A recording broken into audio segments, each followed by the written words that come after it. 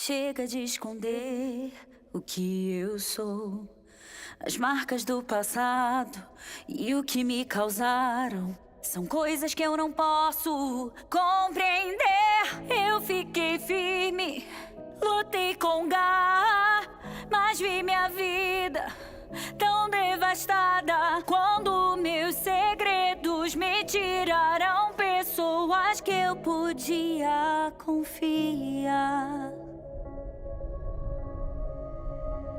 Eu fui na direção errada e não posso voltar. Mas o que eu quebrei em nós eu quero consertar. Algo dentro de mim grita que não é o fim, pois nada vai poder calar o som da nossa voz. Todas as cores na minha cabeça eu desbotei. Fui dura no momento errado, eu não facilitei. A música que nós deixamos de escrever, ela deve soar como o som da nossa voz.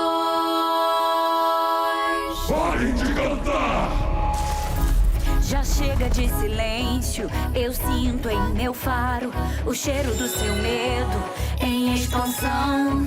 Não me sinto sozinha, demônios não me assustam. Hoje nós não teremos